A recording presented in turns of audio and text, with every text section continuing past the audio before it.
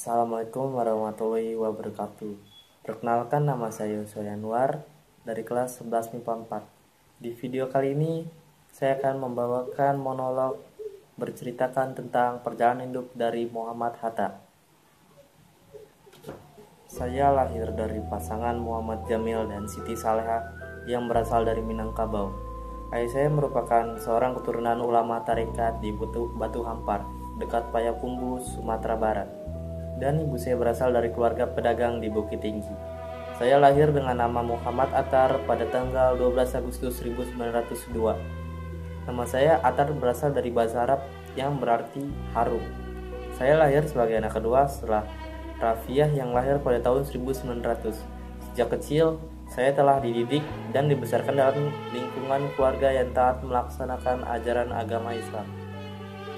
Kakek saya dari pihak ayah, Abdurrahman Batu Hampar, dikenal sebagai ulama pendiri Surau Batu Hampar. Sedikit dari surau yang bertahan pasca Perang Padri. Sementara itu, ibu saya berasal dari keturunan pedagang. Beberapa orang mamanya adalah pengusaha besar di Jakarta. Namun, ayah saya meninggal pada saat saya masih berumur 7 bulan. Setelah kematian ayah saya, ibu saya menikah dengan Agus Hajining, seorang pedagang dari Palembang. Hajining sering berhubungan dagang dengan Ilyas Bagindo Mara, kakek saya dari pihak ibu. Perkawinan Siti Saleha dengan Hajining melahirkan 4 orang anak yang semuanya adalah perempuan. Saya pertama kali mengenyam pendidikan formal di sekolah swasta. Setelah 6 bulan, saya pindah ke sekolah rakyat dan sekelas dengan Rafiah, kakak saya. Namun pelajaran saya berhenti pada pertengahan semester kelas 3. Saya lalu pindah ke ELS di Padang dan kini SMA Negeri 1 Padang sampai tahun 1913 dan melanjutkan ke Mulo sampai tahun 1917. Di luar pendidikan formal, saya pernah belajar agama kepada Muhammad Jamil Jambek, Abdullah Ahmad, dan beberapa ulama lainnya. Selain keluarga, perdagangan memengaruhi perhatian Hatta terhadap perekonomian. Di Padang, saya mengenal pedagang-pedagang yang masuk anggota serikat usaha dan aktif dalam Jong Sumatrenan Bond sebagai bendahara. Kegiatan ini tetap dilanjutkan ketika saya bersekolah di Prince Hendrik School dan saya tetap menjadi bendahara di Jakarta. Kakek saya bermaksud akan ke Mekah dan pada kesempatan tersebut ia dapat membawa saya melanjutkan pelajaran di bidang agama, yakni ke Mesir Al-Azhar. Ini dilakukan untuk meningkatkan kualitas surau di Batu Hampar yang memang sudah menurun sejak meninggalnya Abdurrahman. Namun, hal ini diprotes dan mengusulkan pamannya, Idris, untuk menggantikannya. Menurut catatan Amrin Imron, Pak Gaiknya kecewa dan Sheikh Arsyad pada akhirnya menyerahkan kepada Tuhan.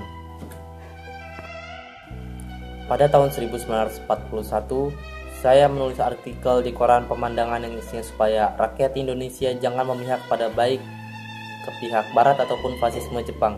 Kelak pada zaman Jepang, tulisan saya dijadikan bahan oleh penguasa Jepang untuk tidak percaya saya selama Perang Pasifik, yang mana kelak tulisan saya dibaca Murase, seorang wakil kepala Kampetai atau Dinas Intelijen, dan menyarankan saya agar mengikuti Nippon Seishin di Tokyo pada November 1943. Singkat cerita, pada tanggal 8 Desember 1941, Angkatan Perang Jepang menyerang Pearl Harbor, Hawaii. Ini memicu Perang Pasifik dan setelah Pearl Harbor, Jepang segera menguasai sejumlah daerah, termasuk Indonesia.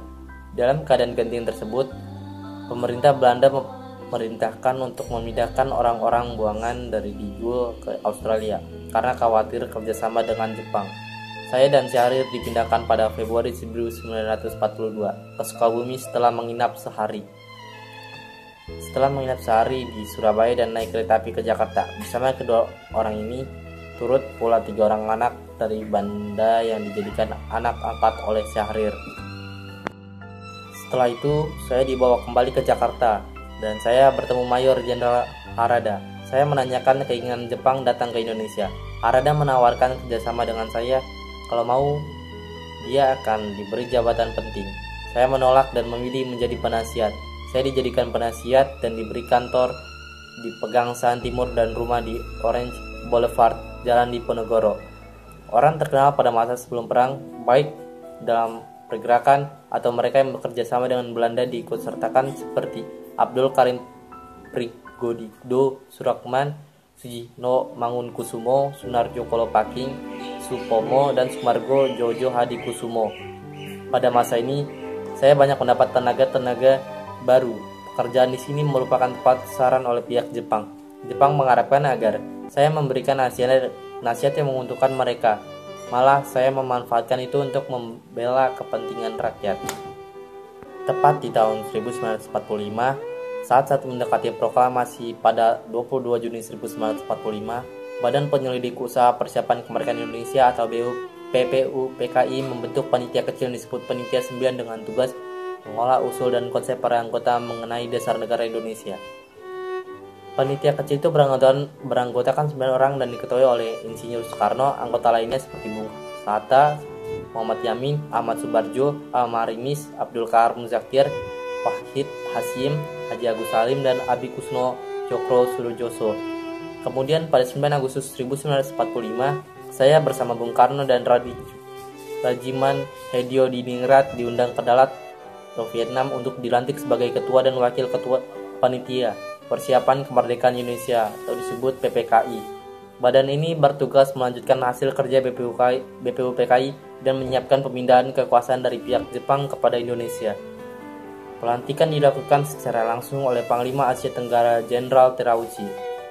Puncaknya pada 16 Agustus 1945 terjadilah peristiwa Rengas Dengklok, hari di mana Bung Karno bersama saya diculik kemudian dibawa ke sebuah rumah milik seorang pimpinan PETA di Jiaoqiong di sebuah kota kecil Rengas Dengklok, dekat Karawang, Jawa Barat. Penculikan itu dilakukan oleh kalangan pemuda dalam rangka mempercepat tanggal proklamasi kemerdekaan Indonesia. Malam hari, mereka mengadakan rapat untuk persiapan proklamasi kemerdekaan Indonesia di kediaman Laksamana Tadashi Maeda di Jalan Imam Bonjol, 1 Jakarta.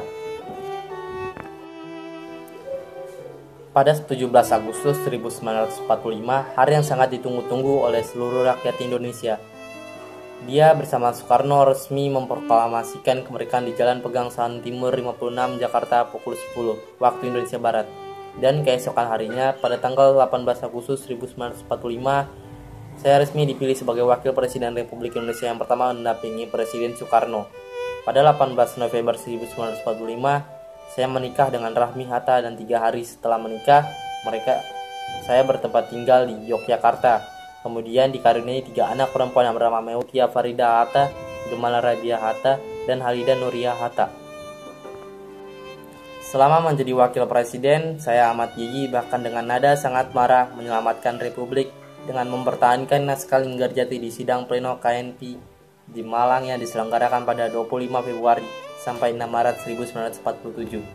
Dan hasilnya persetujuan Linggarjati diterima oleh Komite Nasional Indonesia Pusat atau KNP sehingga anggota KNIP menjadi agak lunak pada 6 Maret 1947. Saya wafat pada tanggal 14 Maret 1980 pada pukul 18.56 di Rumah Sakit Cipto Mangunkusumo, Jakarta. Setelah 11 hari saya dirawat di sana, selama hidup saya telah dirawat di rumah sakit sebanyak 6 kali. Keesokan harinya saya disemayamkan di kediaman saya Jalan Diponegoro 57, Jakarta dan dikebumikan di TPU Tanah Kusir. Jakarta disambut dengan upacara kenegaraan yang dipimpin secara langsung oleh Wakil Presiden pada saat itu, Adam Malik. Saya ditetapkan sebagai pahlawan proklamator pada tahun 1986 oleh pemerintahan Soeharto.